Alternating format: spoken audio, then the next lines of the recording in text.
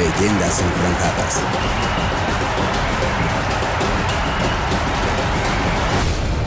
Pues a mí me encantaría, si nos puedes ir platicando, Roberto, de tu infancia, de tus inicios, de cómo surge la vocación del fútbol en tu caso.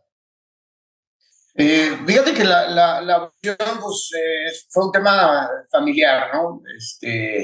Mi padre de una familia de 14 hermanos, de los cuales eran nueve hombres, ¿verdad? Y muy seguiditos en él, jugaban desde muy temprana edad al fútbol. Y obviamente cuando eh, pues me empiezo a juntar con ellos ya con algo de idea mental, pues era jugar fútbol con todos, ¿verdad?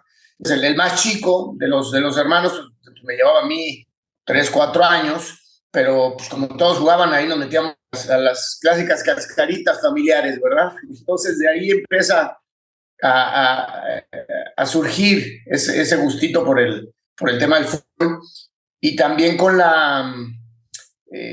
podemos decirle ahí la lucecita de que en algún momento este padre y dos de sus hermanos formaron parte del equipo de los Pumas de la universidad y tuvieron la oportunidad de debutar ahí en el equipo. Bueno, mi papá prácticamente cuenta que jugó un partido y luego tuvo que retirarse. Cuando muere mi abuelo, pues deja una familia grande, ¿verdad? Y él era el mayor, entonces obviamente tiene que retirar. Pero ahí empieza toda esta parte de que ellos mismos te enseñan y te orientan y pues ya empiezas en el colegio pues a participar, ¿no? Recreativamente y siempre con esa cosquillita de pues este va a ser el futbolista y este va a ser el futbolista, este va a ser el futbolista, este sí va a ser el que los últimos 14 hermanos, digo, 9 hermanos hombres, y pues como que se te va generando esa idea, pero sí tuve la fortuna de ir siendo destacado en la primaria, en secundaria, después en preparatoria y en secundaria. Al terminar la secundaria, tuve la fortuna de estar en un torneo internacional, ahí, a lo mejor ustedes no conocerán, pero la Ciudad Deportiva de la Ciudad de México, y ahí Memo Vázquez, que en ese momento era el entrenador de la reserva profesional de los Pumas, pues me ve, ¿verdad? Y se acerca a invitarme a una prueba al equipo de los Pumas. Actualmente cuando está platicando conmigo, pues se acerca mi padre, que me había ido a ver el torneo, y se con Memo, y le digo, ¿qué hubo, Memo? ¿Qué haces aquí? ¿Qué estás haciendo? ¿Cómo te va? Y yo, Robert, ¿tú qué onda? No, pues es que este es mi hijo, pues yo vine a ver jugar. Ah, mira, pues usualmente lo estaba invitando yo a hacer una prueba de los Pumas.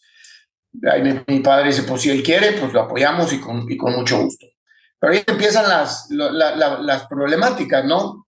Las distancias de mi casa hasta Ciudad Universitaria pues eran muy largas. Obviamente mi padre no podía estar llevando todos los días por el tema de la chamba. Pues ahí empieza ese trajín de, pues, a ver, pues muévete en tus camiones o de repente mi padre me llevaba o de repente ya me apoyó con un carro. Pero en todos estos trajines en los que nos tuvieron a prueba prácticamente un par de meses, pues siempre estuvo ya la duda, ¿no? Porque cuando ya me voy a probar, pues llegas y encuentras jugadores con un hambre y unos deseos y unas calidades impresionantes de la reserva profesional, ¿verdad? Que en aquel entonces era la que, en la inmediata a la primera división, no era como que había todas unas fuerzas básicas, ¿no? Desde los 13 años, era prácticamente llegar a la profesional y el siguiente paso era el primer equipo. Entonces a los 16 años empiezo a hacer mi primer prueba y me tuvieron casi como 2 meses a prueba y ya a los meses yo decía yo, no hombre, ya que estoy dando vueltas aquí. Y lo peor de todo era como que te presionaban más a ti, ¿verdad? Para que a ver si es cierto que va a tener el carácter de aguantar y de sobrepasar todo este tipo de extrañas de cosas que tiene el fútbol para armar un carácter. Oye, Roberto, Y fíjate, todos los días en los que ya iba a tirar la toalla, pues ese día llegan y me dicen, oye, pues siempre sí, ya pasa por tu uniforme, ya vas a poder estar siendo parte de la reserva profesional. Y fue así como que pues ahora sí que un trago de agua en el desierto que nos dio pues esa fuerza, ¿no? Para seguir intentándolo.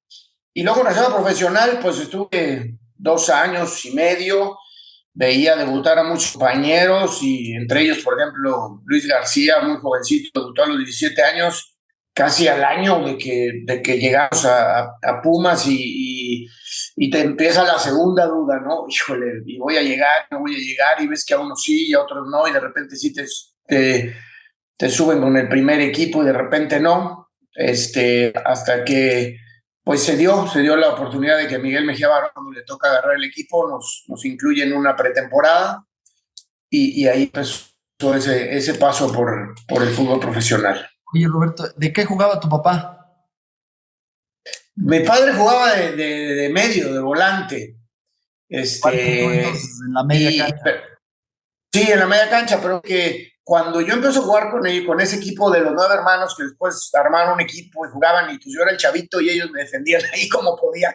Mi padre siempre se ponía como que de defensa central, él decía que les tenía que enseñar y la visión exactamente a todos. Entonces, ahí también hubo cosas que nos fueron orientando.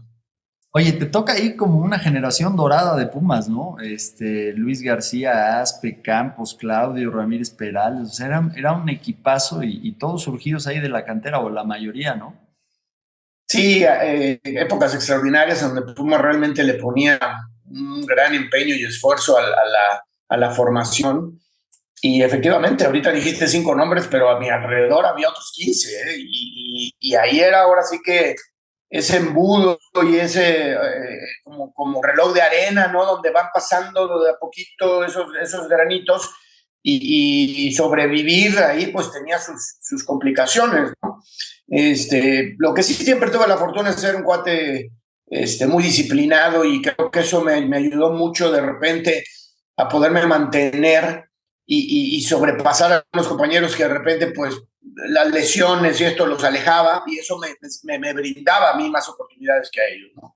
Y por fortuna, yo creo que esa parte de la disciplina que siempre me inculcaron pues nos ayudó a llegar más fácil a la primera división. Digo, muchas veces son con palabras y otras muchas son con testimonios, con ejemplo, pero de alguna manera, cómo tus papás te inculcaban esa disciplina? ¿Recuerdas algún comentario? Mira, la verdad es que en casa mi padre era un general de división, ¿no? Siempre nos apoyaba en todo lo que queríamos, deportivamente, había todo en mi casa. Oye, ¿quieres una bicicleta? Está la bicicleta. Ahí está. Pero tienes que cumplir al 100% tus deberes escolares y, por supuesto, portarte bien. En mi casa, pues éramos tres hombres y una mujer, ya sabrás mi mamá las que pasaban, ¿no? Entre los tres chavos que éramos unos cadillos, como se dice acá en Monterrey, tenemos toda la casa vuelta de cabeza, ya cuando nos rompíamos un vidrio ya habíamos roto algo de la mesa por estar jugando dentro de la casa y entonces en esa parte pues se fue generando esa disciplina de la exigencia, ¿verdad? Y cumplir con nuestras responsabilidades escolares. Oye, ¿en qué año te debuta Mejía Barón, Roberto? Yo debuto en la temporada 88-89 y mira la casualidad, hoy tú te acercas para ver cosas ahí con relación al Puebla y yo debuto en el Estadio Cuauhtémoc en la temporada 88-89. En el último partido de la temporada, ya venía yo haciendo todo el año con Miguel Mejía Barón en el equipo y pues se avienta él a debutarme en esa temporada, ¿no? Contra grandes jugadores como el Mortel.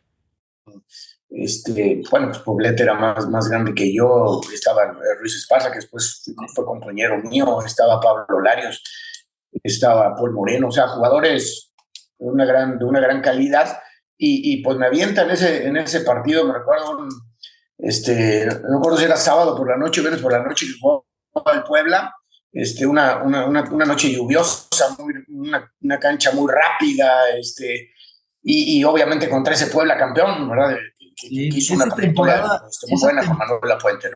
Esa temporada del 88-89 fueron super líderes con Pedro García. Super líderes. Y tenían una gran media, tenían al Caballo Cosío, a Marcelino, al Moreno. Sí. Pero entonces era Pedro García, y al siguiente año, que ahí te quiero preguntar si te tocó jugar esos partidos, porque al siguiente año Puebla elimina a Pumas en semifinal. La temporada que queda campeón, que quedan 4-4 en el Cuauhtémoc y ganamos allá creo que 4-2. Nos eliminan a los Pumas. Y a la siguiente ustedes eliminan al Puebla y quedan campeones. Los eliminan en semifinal. Es correcto. Así fue, y sí, precisamente fueron mis dos primeros años ya como un titular en Pumas, no titular indiscutible, porque ya ves cómo se catalogaban como titular indiscutible, que jugaba los 90 minutos casi todos los partidos, y el que de repente iniciaba muchos partidos, pero otros estábamos de suplente, ¿no? Entonces yo ya varios partidos los iniciaba y varios partidos era suplente. Oye, Mejía Barón, un gran gestionador de recursos humanos, de vestidores, ¿no? Todos nos refieren que realmente en el tema humano era un mago en el manejo. Sin duda. Yo la verdad lo he bautizado como mi papá en el fútbol, porque aparte pues, es el que me da la oportunidad de subir a primera división y de debutar. Y siempre un gran ser humano, un gran transmisor de sus ideas, en base al convencimiento más que a la obligación, en base a manifestar muy pedagógico sus ideales y sus ideas que pretendía dentro de la cancha, ¿no? Oye, Roberto, hablábamos ahorita un poquito antes de arrancar de que en la vida hay, pues, digamos, imponderables, obstáculos. Después del campeonato se va Mejía Barón, debuta el Tuca y como que las cosas se complican un poquito para ti, ¿no? Sí. Sin embargo, yo he escuchado por ahí alguna entrevista tuya y el tema mental es muy importante y tú de alguna manera lo utilizas mentalmente para decir, voy a demostrarle al Tuca que se equivocó o voy a demostrarle que sí tengo yo todas las aptitudes y el talento. Platícanos un poco porque creo que a veces dejamos de lado el tema mental y es muy importante, ¿no? Mira, la verdad la tienes muy clara para saber de eso, pero sí, así fue tal cual. Me toca el primer año con Tuca, que de por sí como compañero, la verdad como un gran compañero humano, yo así lo considero, pero cuando le toca la responsabilidad de ser un técnico, sin haber tenido vivencias de formación, sin haber tenido vivencias en su parte como, pues lógicamente él a gestionar el grupo pues única y exclusivamente a los regaños y a la presión y al buscar sacarle al jugador de la mejor manera las cosas, pero dándole siempre su lugar solamente a la gente de experiencia y a la gente joven. Pues yo creo que en esa parte de sus inicios le costó trabajo entender que de alguna manera necesitábamos seguir siendo coacheados, así se puede decir, o orientados todavía dentro de la cancha a los sentires de su modelo de juego, de su metodología, ¿no? Entonces, con él me tocó vivir esa etapa en la que sí, era yo ya un titular, porque ya se habían ido siete futbolistas, pero era el cambio recurrente, ¿verdad? Pasara lo que pasara, 5 minutos 50 máximo, era Roberto Medina, independientemente de si estabas bien. Y lo peor que de repente, si el equipo iba perdiendo, pues los culpables siempre éramos los jóvenes, ¿verdad? Y no había esa parte de nosotros de repente una seguridad como futbolistas. Y aún así un buen torneo, el torneo, pues él es el que decide ponerme específicamente a mí y a otros 3 jóvenes que veníamos muy bien este, y efectivamente entra esa parte ahí en donde, híjole, pues ¿a dónde voy a ir?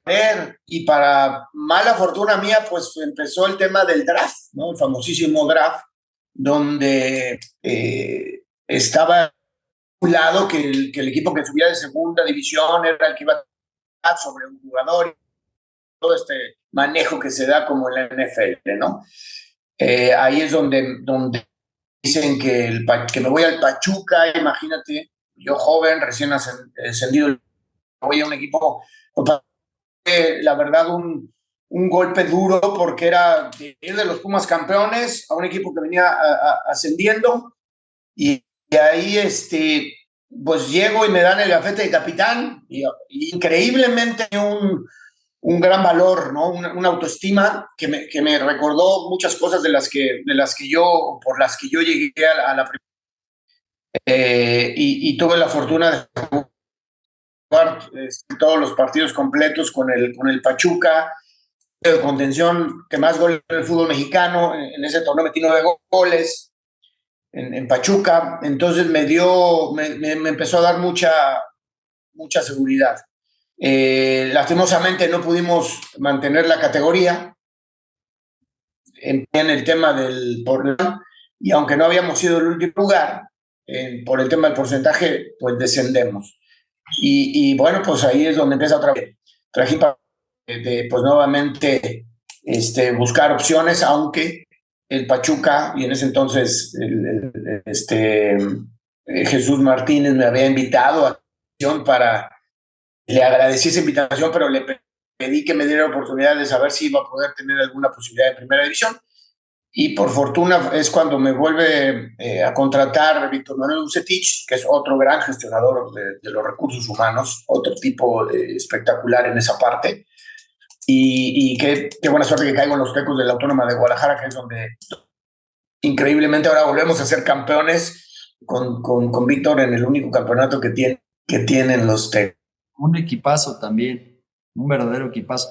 Oye, Roberto, pero antes de eso, la verdad es que creo que eres un ejemplo porque pocos jugadores, y quizás ahí tiene otra vez mucho de influencia tu papá, pero pocos jugadores son los que, estando en el fútbol, se preocupan por continuar su educación y sacar una licenciatura, ¿no? Y también creo que esa parte no dejó de estar llena de dificultad y de exigencia, pero pues es algo padre y es una anécdota muy bonita que también te quería pedir que nos platiques. Ese punto y sí, compensar, porque como te decía, mi padre me decía, ok, tú puedes ser futbolista, puedes hacer lo que quieras, pero tú tienes que cumplir con una carrera. Y tuve la fortuna de haber caído en Pumas, que también motivaban esa parte. Entonces, sí, a la par de Pumas, sacar mi carrera en la universidad, licenciado en Administración de Empresas, y para buena suerte mía, cuando me voy al Pachuca, pues iba al Pachuca y regresaba corriendo a la universidad, y luego me volví a regresar a Pachuca, agarraba carretera todos los días, ¿verdad? Pero pues bueno, el Club Pachuca sabía que yo quería terminar mi universidad y me apoyaban en esa parte. Aún así, pues te digo, hice buen torneo. Y justo termino la carrera y es cuando me venden a Guadalajara, donde ya pues me voy ya con la licenciatura, ¿verdad? Oye, y bueno, y Tecos que también tuvo una gran generación ahí con Donizete, con Briones, en fin, un equipazo, y eres por segunda ocasión campeón del fútbol mexicano, pero además siendo, ¿qué tenías? 24 o 25 años máximo, ¿no? 25 años, es correcto. Sí, llego a un equipo, llegamos 10 jugadores, ahí un equipo conformado muy bien, te digo que Víctor, y era un cuate que no buscaba tanto las figuras, pero sí gente que le diera a su sistema, ¿no? Lo que él esperaba. Y llegué a un equipo que también ya tenía esa, ¿no? Como Donizete, como Goncalves, como pues el mismo Jaime Ordiales, que ya tenía una trayectoria más grande que la mía, donde estaba Javier Hernández, ¿no? El papá de Chicharito, ya gente con trayectoria también, precisamente.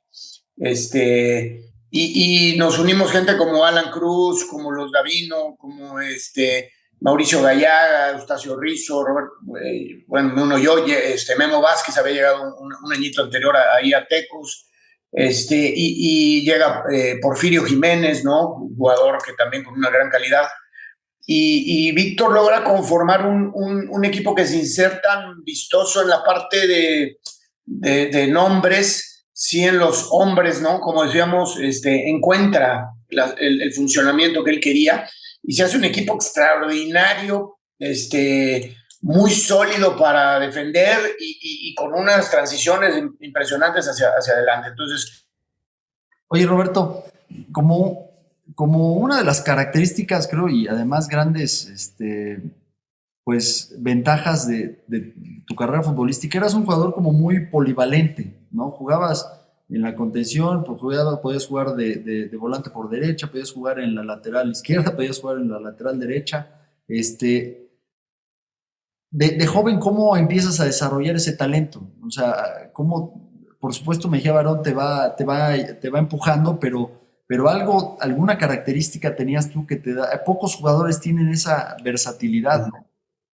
Fíjate que, bueno, y volvemos a mis inicios con mi padre y con todos esos hermanos que teníamos de futbolistas.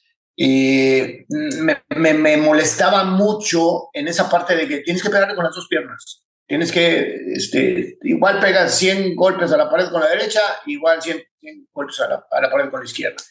Y cuando llegó a Pumas, pues yo creo que fue una de las virtudes, creo, en las que se fijaron, ¿no? Que tenía yo un manejo de los dos perfiles muy similar, aunque pues sí, con mi perfil derecho pues era más hábil y tenía más fuerza, no tenía ningún problema para manejar el perfil izquierdo. Y esa parte de manejar muchas posiciones, pues realmente fue un tema de Miguel Mejía Barón, que precisamente para debutarme me decía: Roberto, pues mira, yo ya te quiero debutar, pero aquí tengo en tu posición, está el Tuca Ferretti, está Miguel España, está pues unos galletones, ¿verdad? Me dice, pero ¿qué onda? Necesito un lateral derecho, ¿qué onda? ¿Te la juegas ahí? Le dije: Miguel, donde tú quieras que yo juegue, nada más dime qué funciones quieres que cumpla para tratar de hacerlo lo mejor posible. Y él me explicó, para el partido, esto y esto, aquí, y creo que le empezó a agradar que yo no le puse pero, ¿no? Y entonces ya me puso de lateral y vio que le cumplió la expectativa táctica. Después me dijo: oye, pues pero ahora vas en el perfil izquierdo porque también quiero que ahora marques. Y otra de las virtudes que yo tenía era esa parte de ser muy generoso para la parte defensiva. No nada más me preocupaba por jugar bien la pelota, sino por también regar, era muy intenso entonces me dijo: pues ahora vas de lateral izquierdo, quiero que me marques. En ese entonces, ¿no? A Paul Moreno, por eso me debuta por el lateral de la izquierda, ¿no? Paul Moreno fue habilidosísimo, extremo derecho, ¿no? Y entonces, ahí pone. Y después, pues, en las prácticas él veía, le faltaba un volante izquierdo porque se le había lastimado. A ver, ven, Roberto, ven, ponte aquí, quiero que me hagas esta función, papá. Él empezó a ver en mí que podía entender fácilmente la parte táctica. Entonces, de ahí sale esa parte de me empezó a utilizar de lateral derecho, de lateral izquierdo. En algún momento, cuando él decidía jugar con línea de 3, me ponía como un tipo central, que realmente lo hacíamos como si fuera un lateral, ¿no? Entonces, con él jugué prácticamente todas las posiciones del campo, excepto la de portero. En algún momento me puso hasta volante extremo, ¿verdad? Por derecha, sin que yo fuera un gran habilidoso para driblar, pero su objetivo en ese momento, recuerdo, era, mira, lateral de tal equipo, en aquel entonces, por ejemplo, me recuerdo el Turbo Muñoz, ¿no? Lo recordarás, Turbo Muñoz, que pasaba alegremente al ataque, me decía: necesito que desde allá me lo presiones, que no salga, que no me lo dejes pensar, y después cuando tenga la pelota juega simple. Ok, pues a eso me dediqué, no, cuate no juega. Y cuando yo recuperaba la pelota, juega. Y ahí se hace esa parte de ser un poquito multifunción. que me ayudó desde ese entonces hoy a ver la visión también como técnico de las habilidades de cada función, ¿no? Entonces, pues yo para mí creo que todo es enriquecedor en verdad y que hay que hacer lo que te pidan, ¿verdad? Oye, y también te gustaba pegarle al arco porque metías gol, eras un contención con llegada, ¿no? Yo recuerdo que le pegabas de fuera del área, cada balón que te caía, pues le intentabas y muchos goles caían, ¿no? Pues tenía esa virtud del golpeo de media distancia. La verdad es que incluso para hacer un cambio de juego de, perdón, 50, 60, pues no batallaba, tenía un buen golpeo de la pelota y me quedé a entrenar con grandes maestros, ¿no? Y esos grandes maestros eran el Tuca Ferretti y el mismo Vázquez, que aunque era un poquito más grande que yo, también le pegaba la pelota muy, muy bien. Manuel Negrete, el mismo Luis Flores, ¿no? Que sin tener tanta fuerza, pues tenían esa sensibilidad para poner la pelota en uno y otro lado, y pues el simple hecho de estar también ahí todos los días conviviendo y viendo cómo lo hacían, aunado a mi facultad, ¿no? Que era pegar bien, tener un buen golpeo, pues también me ayudó a hacer tener muchas posibilidades en el disparo de media distancia. Pero bueno, sí, como te digo, siempre viendo y teniendo al lado grandes maestros, ¿no? Oye, quedas campeón con Tecos y te vas a la siguiente temporada a Monterrey, ¿no? Ahí es cuando me voy a los Rayados de Monterrey, porque precisamente Miguel Mejía Barón, después de que dirige la selección de 94, iba a regresar al Monterrey, lo habían prestado, realmente el Monterrey lo había prestado para la selección. Y él cuando me ve que fuimos campeones en Tecos, pues me solicita a Tecos. En Tecos no me tengo transferible, pero Tecos, pues bueno, está bien, te lo prestamos. Ahí cuando me dijo, pues ve, y si hay algo que no te gusta, te regresas. Pero ¿qué crees que pasó? Que esa parte de que, pues yo creo que si me estás mandando es porque no me quieres tanto, ¿verdad? Y pues me voy a donde me quieren.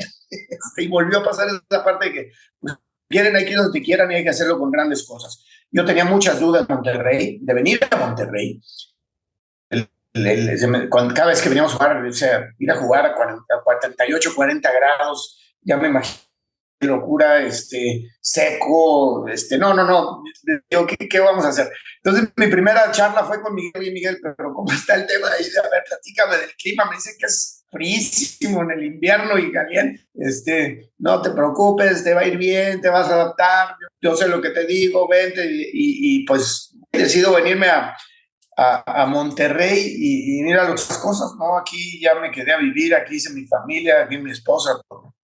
No era el Monterrey de ahora, o sea, futbolísticamente hablando, los dos equipos de la ciudad tampoco es que anduvieran en sus mejores momentos. En esa época Tigres andaba que una temporada en primera A y otra en primera, y Monterrey tampoco andaba, o sea, no es lo que era, lo que es hoy, que es mucho más atractivo y llamativo, ¿no? No, definitivamente no tenían ese gran respaldo en la inversión, pero sí tenían gente con visión y deseos de trascender. Por ejemplo, cuando yo llego, recordarás aquel grupo Confía y Abaco, con el señor Jorge Lankenau, se habían hecho dueños del equipo y empezaban con una gran visión de lo que significaba la mercadotecnia deportiva, a dar y exponer y a tratar de exponer este equipo. Y llegas y te encuentras con un equipo con una gran afición, metidísima. Cuando yo llego ya habían perdido la final contra el Atlante. Sí. Entonces imagínate lo que era el de este equipo de Monterrey cuando habían llegado ya a una final de liga y habían ganado una final de copa. Entonces sí tenía una visión importante para el fútbol mexicano. Y el equipo de fútbol, lo que representaba con aquella calidad de jugador tenía, que en algún momento pasó por aquí Jerónimo Barbadillo, más Boy, también gente con mucha trascendencia, activamente en resultados con muchos altibajos, no con una estabilidad como lo demuestran hoy estas instituciones. Pero creo que en esos años es donde se empieza a formar en Monterrey como ese equipo sólido gracias a la gran inversión de Jorge Lankenau, y que después el que viene a reforzar ya todo con un gran empuje detrás, pues es ya el grupo FEMSA, ¿no? Que ahí, cuando hubo los problemas del descenso que estaba viviendo Monterrey, pues ellos se encargan de la lucha. Bueno, Y justamente los problemas de descenso eran, y también andaba ahí Puebla metido y demás. Sí.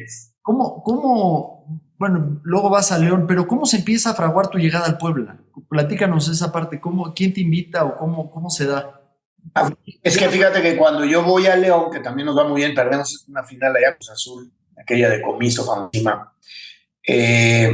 Al siguiente año, Valente Aguirre tenía equipo de León de la primera división y tenía un equipo en aquel entonces, la segunda división, el Curtidores. Y era un cuate también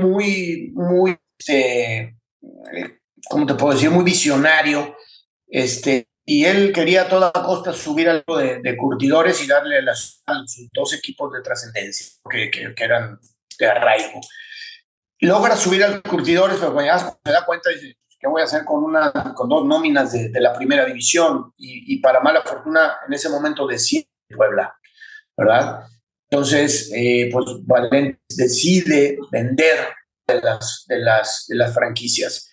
Y casualmente, pues la franquicia que vende es la franquicia del León, aunque la de Curtidores le cambia el nombre. Entonces vende los números del León, ¿no? Realmente el cociente y todo esto para Puebla. Y ahí es cuando el señor Bernat, que es el que compra esta franquicia, pues dice, está bien, yo compro esa franquicia del León, no quiero la del que tenga el problema del descenso, ¿verdad? Que es la del Curtidores. Pero nos meten en un paquete a varios jugadores, solicita Bernat. Y entre esos iba, si mal no recuerdo, Sigifredo Mercado, y tu servidor. Iba yo y no me acuerdo quién era el otro jugador. Había 3 o 4 jugadores. Pues obviamente decías, híjole, otro caso más, ¿verdad? Ahora nos vamos a Puebla. Pero él volvió a salir esa parte de que pues vamos donde te quieran, ¿verdad? Pues si te están metiendo y estás con una facilidad, pues órale, pues vamos. Y ahí fue como fuimos a llegar a parar al Puebla, donde la verdad también hice grandes amigos y una institución maravillosa. Como tú bien dices, eran momentos complicados. Venía el Puebla de descender y estaba haciendo el esfuerzo Bernat por armar un equipo. Había gastado, había invertido. Te toca todavía las primeras 8 jornadas Vaquero, ¿no? Como técnico. Sí, ahí él decide contratar a José Mari Vaquero. Llega José Mari, pues con toda su experiencia de haber jugado en el Barcelona y lo que él traía de atrás como formador y entrenador. Y la verdad fue una experiencia para mí maravillosa haber recibido orientaciones de su parte, sobre todo que jugaba posición, que yo jugaba, aunque él era un poquito más ofensivo, ¿verdad? Pero jugaba ahí por dentro como un segundo contención, de repente como un interior. Y bueno, hubo muchas cosas que José Mari, sin duda, aportó a mi formación deportiva, a pesar de que yo ya bate con experiencia. Sin duda hubo muchas cosas que aprendí, ¿no? De su parte, sobre todo en la parte táctica, ¿no? Queda como que la impresión de que hubo un poquito de injusticia futbolística con él, ¿no? O sea, no se le dieron los resultados, pero había condiciones, el equipo jugaba mejor de lo que le estaba yendo. Es un poquito Sí. el sabor. Fíjate que yo creo que hubo mucha injusticia, no solamente de parte quizá de la directiva, también de la misma afición, que obviamente traía pues, todas esas emociones, ¿no? Apretadas y fuertes de haber descendido un equipo con 4 meses de anticipación y que para José Mari los primeros 5 fechas pues fueron 3 empates, perdón, 6 fechas, 3 empates y 3 derrotas. Entonces, la presión de la gente, la presión que yo creo que la misma directiva sentía por que no se le volviera a ir otro equipo a segunda división, como que orilló a que no le pudieran dar el tiempo para sentarse. Pero efectivamente, para mí, había muchos momentos del juego donde ese equipo jugaba muy bien y donde incluso te puedo decir que podemos tener un modelo de juego distinto a lo que fútbol mexicano en ese momento desempeñaba, ¿no? Era una plantilla interesante. Ahí llega el Beto García Aspe, ¿no? También con ustedes, Jafet Soto, Sí, Valdi, José Luis Sixtos, Ruiz Esparza, Sigifredo, Gil Jiménez. O sea, había nombres y hombres con mucha calidad. sí, sí, gente con mucha calidad, que de alguna, bueno, y jerarquía en el fútbol mexicano y peso, ¿no?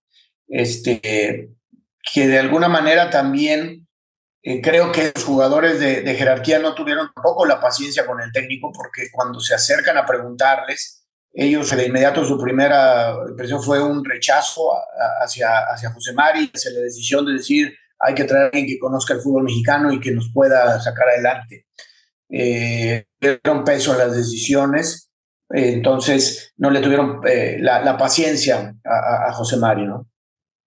Oye, te toca el debut como técnico de Mario Carrillo, que todos los que con los que hemos platicado nos dicen bueno, que en esa primera etapa era un genio, o sea, súper estudioso, que sabía leer los juegos. Ya después nos cuentan que en las segundas etapas y terceras con el Puebla cambió mucho, pero de esa primera nos hablan maravillas, que era verdaderamente un muy estudioso de la parte táctica. Sí, yo creo que viene él bien educado por Manolo incluso habiendo jugado ya o habiendo sido partícipe en mundiales. Y el tipo viene muy limpio, muy claro, muy sano y sobre todo en esa parte de querer aportarle él algo al fútbol mexicano y de su juventud. Y pues obviamente con esa parte. Y sin duda un cuate estudioso, muy estudioso de la parte táctica. Y logra acomodar las piececitas de una manera muy similar a lo que a José Mari, pero cambiándole ahí dos, tres cositas.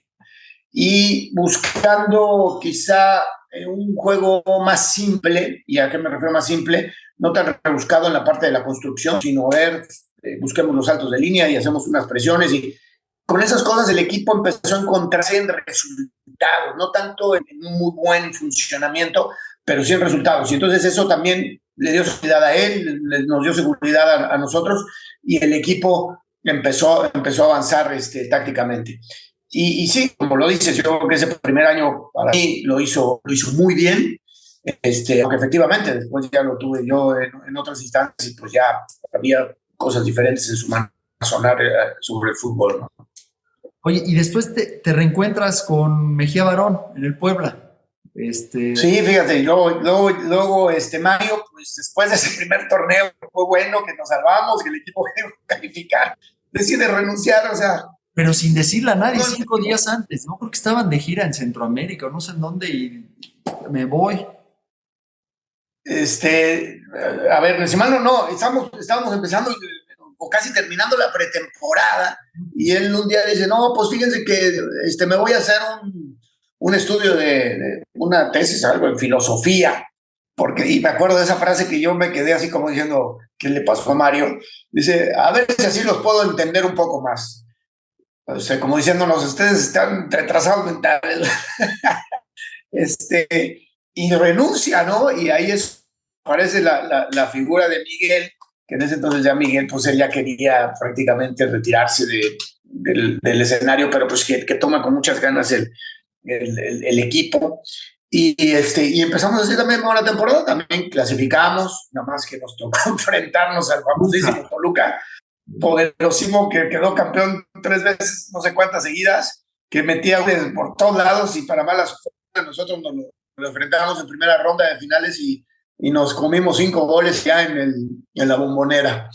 Pero fíjate que a pesar de esa eliminación de Toluca, por lapsos, ese Puebla, yo creo que es uno de los Pueblas que mejor fútbol desplegó, ¿eh? O sea, yo recuerdo ahí algunas jugadas, Jafet, Caviedes, Aspe, tú, me da la impresión, digo, yo estaba muy chavo, pero que por momentos sí, el doctor Mejía Barón los tenía un poquito amarrados y cuando a veces caía el gol, lo soltaba y terminábamos ganando el partido, porque había más talento ofensivo del que a veces se permitía, pero jugaba el equipo muchísimo, era un gran equipo. Sí, sí, logró conjuntar también, ¿no? Y nuevamente volver a ese modelo o intentar ese modelo que buscamos en Pumas, que también se encontró con jugadores que de alguna manera habían pasado por ahí y jugadores con gran calidad. Nombraste a Café Soto, que impresionante la calidad que tenía viniendo del Moria y los manos a manos, y Caviedes, que era un gran rematador, y Aspe, un gran servidor, ¿no? Entonces, sí, efectivamente, Llega del Olmo, partiendo de un orden, llega del Olmo, perdón. que también estaba del Olmo, el Ratón Zárate, o sea, sí, era un equipazo. Fíjate que el ratón Zárate regresa, no, sí, sí estuvo con Mejía Barón un semestre, efectivamente, y del Olmo. Sí, no, pues era un equipo muy bien conformado y lógicamente tenía ya, aparte de una gran experiencia ya dentro de la cancha, pues una gestión personal sensacional con Miguel, ¿no? Sí, la verdad es que, por ejemplo, platicábamos con el profe Cruz, que fue entrenador del Puebla y campeón de Copa, el último campeonato de Copa, y él decía que como jugador, quien mejor había gestionado los equipos que le habían tocado era Miguel Mejía Barón, y que él trataba como técnico de emular un poco eso, porque le había tocado también un entrenador como La Volpe, que era muy brillante en lo táctico, pero en la gestión no era. Entonces sí, Miguel creo que es un genio en eso. Sí, yo creo que es un cuate que incluso se adelantó a las épocas que hoy vivimos. Si hoy te das cuenta, se habla mucho más de la gestión del vestidor, del positivismo, del apoyar al futbolista que de las partes tácticas, ¿no? Y así era Miguel, un gran tipo en esa parte, ¿no? Oye, ¿y por qué te vas de Puebla? ¿Qué pasa ahí? Platícanos, Roberto. ¿Cómo se fragua esa salida? Fíjate que no la entendí muy bien, pero recuerdo que Toño García, en ese momento, que el entrenador era, no me acuerdo con quién, llegó Manolo Lapuente, ¿no? Le estaba solicitando un medio de contención. Y en esa parte de negociaciones, Bernal necesitaba algún jugador que tenía Toño. Entonces dice, está bien, te doy a pero me das a Roberto. Híjole, y ahí pues yo de verdad soy sincero, no me quería ir de Puebla, incluso Miguel habla conmigo y me dice, Robert, pues estas son cosas administrativas que a veces pues yo no puedo meterme mucho, a mí yo lo único que en la parte futbolística pues digo, bueno, pues además tráeme a alguien que me cubra las condiciones, si acaso necesitas hacer eso. Entonces no recuerdo si era porque había un intercambio o no, pero lo que sí termino recordando es que en mi negociación, el intercambio más una parte económica que le entró a Puebla y a Bernat le venía muy bien en esa parte porque pues había hecho gastos muy fuertes, ¿no? Precisamente con sumar al ratón Zárate y había sumado híjole, no me acuerdo creo que pues dijiste Ubaldi, no me acuerdo quién eran jugadores que pues, venían con una gran victoria y que obviamente le estaban costando mucho al Puebla, ¿no? Y pues bueno, pues esa parte otra vez de irse porque te quieren, aunque ya no sabía yo si realmente me querían o no, porque me fue muy mal. Tenía un sueldo en Puebla donde yo estaba bien, donde me sentía cómodo y de repente llego allá y me dice, no, pues sí te queremos, pero acá te puedo pagar la mitad de lo que das. Decía, pues tú no me muevas, ¿verdad? Estoy bien allá, yo no quiero venir si me vas a pagar la mitad. Fue complicado, porque después, pues yo hablé con Paco Bernat y no siquiera me respetan mi sueldo, ¿no? Que me vaya para allá. Este, y Paco, ahí sí me acuerdo que en esa parte no me trató muy bien, que digamos, me dijo, pues te vas allá porque si no, tú no estás allá, a mí no me esa parte económica y pues me va a hacer una afectación fuerte en mi administración Y de ser así, pues te tiro, te dejo sin jugar. Y dije, oye, Paco, pues ¿cómo? Pues no te he quedado mal, ¿verdad? He sido disciplinado, no he hecho ninguna disciplina, soy un cuate honesto. Claro. Sí, pero en esta parte del negocio, pues tiene que ser así. Y entonces tuve que aceptar las condiciones de Tony García en el Atlante, ¿verdad? Pues porque si no, efectivamente pasaba eso, ¿no? El siguiente paso era para poder recuperar, tener que dejar de jugar un año y medio y pues no eran condiciones ideales para un futbolista, ¿no? Oye, y tú lo has mencionado, de alguna manera las circunstancias, Dios, la carrera te va preparando para los retos que vienen, ¿no? Tu plurifuncionalidad, dicen que los que son contenciones tienen una visión integral del planteamiento del juego, ¿no? Lo interpretan bien. Los grandes técnicos que fuiste teniendo también en tu carrera, Mejía Barón, Bucetich, ya aparece entonces, ya te empiezas a plantear el que puede ser una posibilidad ser director técnico cuando te retires o en qué momento te planteas esa posibilidad. No, la verdad no, y te platico fíjate que desde cuando me casé, hace cuenta que casi mi esposa, la única condición casi que me ponía era que cuando me retirara no fuera a ponerme yo ni de entrenador, ni de, ni de comentarista, y entonces yo nada más me reía porque le decía, pues entonces ¿qué quieres? ¿De qué vamos a vivir después? ¿Qué trabajamos? Pero bueno, las circunstancias, pues cuando me retiro, decidimos, mi esposa y yo, porque ella me acuerdo que me ayudó padrísimo en esa parte de estudiar una escuela de fútbol. Siempre tuve la idea de regresar a los niños de lo que a mí dieron, la forma como a mí me impulsaron. Y ayuda a ella a hacer todo el proceso de mercadotecnia y todo eso de una escuela de fútbol.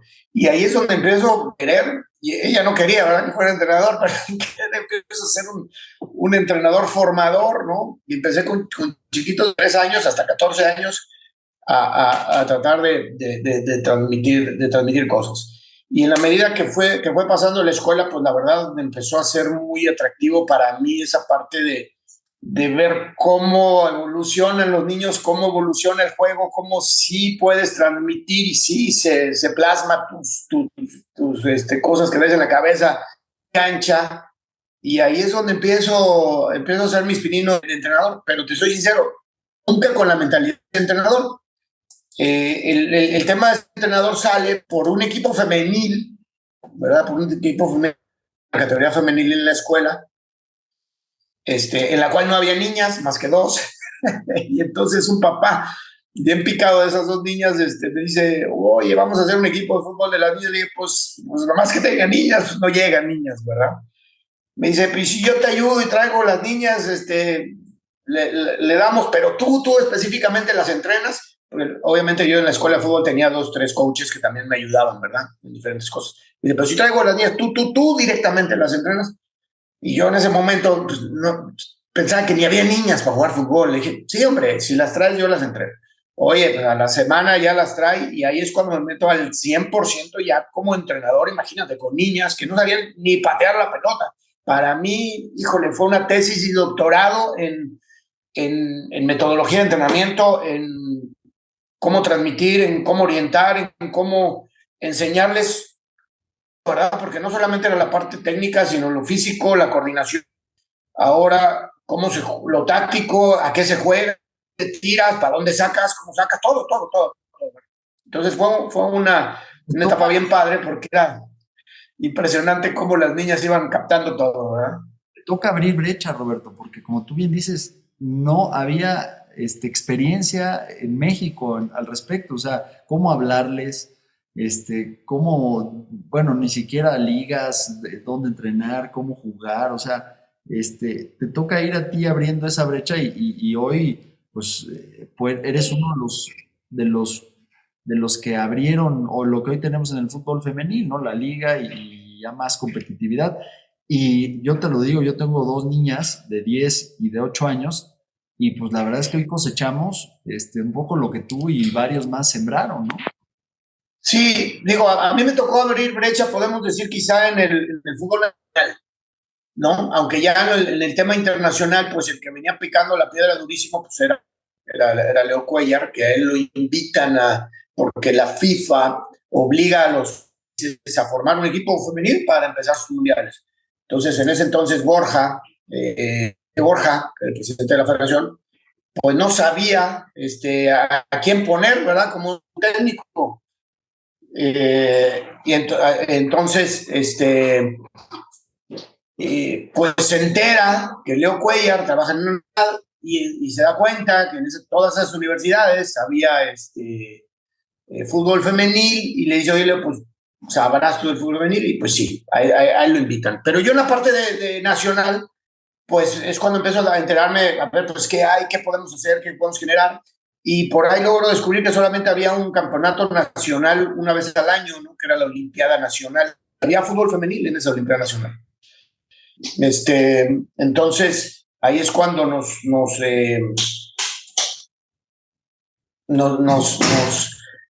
empezamos a dar cuenta que podemos, con ese equipo que formamos en la escuela, hacer algo más. Y empezamos a competir primero en un torneo municipal, ¿no? Organizado, y luego en un torneo estatal. Y en ese torneo, pues ya no nos fue bien, ya había un equipo, había tanto el fútbol, pero ya había un equipo de la Universidad Autónoma de Nuevo León, de los Tigres. La maestra Gadea era esposa de Roberto Gadea, que fue futbolista de Tigres, era la que los entrenaba, y esa nos puso unas buenas cachetadas. Pero digo, ahí mi equipo, la verdad que compitió muy bien con un equipo que en teoría decían que teníamos años formado, ¿no? Y nosotros con las niñitas ahí empezamos. En ese entonces, en el Instituto del Deporte de Nuevo León, estaba Melody Falcó, la tenista, no sé si te acuerdas de ella, y Eduardo Urdiales, hijo de don Jorge Urdiales, el que fuera presidente después de Rayados de Monterrey.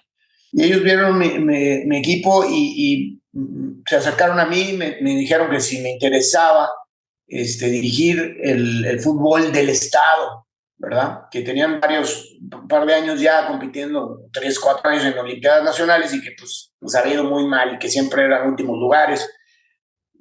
Digo, bueno, pues a ver cómo está el proyecto, pues encantado y sí, así empezamos. Ahora empecé a buscar niñas ahora en todo el estado para estructurar las selecciones del estado. Ya con las selecciones del estado picando piedra en todos lados, ¿verdad? En Linares, en Allende, en Monterrey, en San Pedro, todos los municipios, pues armamos esas selecciones que competían una vez al año en la Olimpiada Nacional. Y ahí por primera vez, ya armando yo esas selecciones, logramos conseguir una medalla para el estado y eso como que abrió mucho la brecha. Y como que toda la gente empezó a decir, pues, ¿qué pasó con Nuevo León, verdad? De que nunca ganaba nada, ahora ya ganó una medalla. Me empezaron a dar mucho apoyo, muchos recursos para poder desarrollar el fútbol en el estado. Y ahí es cuando se abre ahora el panorama, porque Leo Cuellar, que pues, estaba un poco solo, ¿no? En esa parte de fútbol femenil, pues se da cuenta que Nuevo León se hace un estado muy fuerte en fútbol femenil y pues dice, pues a ver qué está pasando, ¿no? Entonces se topa conmigo y él ahí es cuando se entera, ¿no? Que yo pues había jugado en Pumas y ahí empieza una relación muy padre también de expumas, ¿no? Claro. Oye, ¿y cómo fue llegar bueno, primero pasas por la selección, haces un buen papel, pero llegar a Tigres después de haber sido tú Rayado de jugador? A Tigres femenino. Qué cosa. Sí, qué cosa acá en Tigres. Pues bueno, mira, como sabes, fui a la selección, ya ahí me invitó a dirigir algunas selecciones nacionales, Leo, y después me toca salir de selecciones nacionales y ya se había estructurado en algunas selecciones, ya habíamos dado el empujón para que la liga iniciara y casualmente estaba acá Miguel Ángel Garza, que tenía muchos años ya como directivo de Tigres y por del destino lo conocí yo en el colegio de mis hijas, él como directivo de Tigres y yo como padre de familia, pero él también tenía sus hijas ahí en el mismo colegio. Me dice, oye, pues me estoy enterando que va a haber lo de fútbol y pues me gustaría que nos apoyes un poco a ver qué jugadoras podíamos recomendar porque pues tenemos que estructurar el equipo de Tigres. Ahí fue donde lo apoyamos un poquito a él en Tigres. Y al año después es cuando con David Fresh, me invitan a dirigir al equipo y pues a reencontrar con muchas jugadoras que ya habíamos dirigido en procesos de mi estado y en procesos de selección nacional. Y así es como llego a Tigres a dirigir ese equipo femenil. Te toca hacer historia porque en una liga en surgimiento, digamos, consolidación, ser bicampeón, ya quedaste ahí en los libros de historia, Roberto. Sí, bueno, tuve esa fortuna. Y bueno, la pregunta que me hiciste antes de que, pues, ¿cómo fue esa transición de llegar de un Rayado a un Tigre? Pues sí, fue complicado, la verdad. Y desde que llego, pues, no, hombre, que viene a hacer este Rayado aquí, viene a echar a perder todo y ya sabes, es la afición, las aficiones pesan mucho, son muy de sus colores. Fue difícil convencer y que podían entender que esta parte era una parte profesional, independientemente de los colores, que uno iba a aportar lo mejor que pudiera. Y bueno, creo que logramos de alguna manera cambiar las expectativas, ¿no? Sí, bien dices, me toca la fortuna de lograr ese bicampeonato que no se le había dado al club, después de que había tenido, yo creo, buenos entrenadores también, el equipo femenil, aunque ellos no habían dirigido nunca o tenido nunca experiencia con niñas, pues aquí Batocletti, que era de la institución, pues le dan la responsabilidad de ese equipo y después viene Ramón Villaceballos, que obviamente sigue aportando esa parte de profesionalismo, ¿no? Y suman a esa parte de profesionalizar a las futbolistas y pues de alguna manera ya me toca un poquito más allanadito también a mí el camino en esa parte de profesionalización, aunque pues ya habíamos iniciado procesos con ellos. Oye, Roberto, pues yo te quiero agradecer nuevamente por tu tiempo, por permitirnos hacerte parte de este homenaje, de este libro en el marco del 80 aniversario del Puebla. Y ya nada más para finalizar, preguntarte, pues, una reflexión, un pensamiento, ¿qué significa para ti haber sido enfranjado? Pues significa, primero que nada, un gran orgullo, ¿no? De haber pertenecido a una institución del fútbol mexicano con un arraigo extraordinario y que sin duda es y siempre será una parte importante de la historia del fútbol mexicano. Entonces, pues la verdad que a mí me da mucho orgullo desde la parte deportiva haber podido pertenecer a esa institución y desde la parte de persona y de ser humano haber podido estar en esa ciudad que también ha tenido una gran historia en su formación y en la manera como llegó a ser lo que es hoy, pues también me siento muy identificado, ¿no? Con muchas cosas tan, en las que ha evolucionado esa ciudad y con gente muy trabajadora que ha puesto mucho cariño para que esa ciudad tenga el lugar que hoy tiene para nuestro país. Así que, pues sin duda orgulloso y desearles una felicitación ahí porque siguen siendo una institución importante en el fútbol mexicano. Gracias, querido Roberto. Aquí te recordamos con mucho cariño y espero que pronto estés dirigiendo en algún club y ojalá, y por qué no, se crucen tus caminos con el Puebla. Un abrazote. Mira, gracias a ti, Mario. Saludos y te deseo mucho éxito, que salga esta parte muy padre.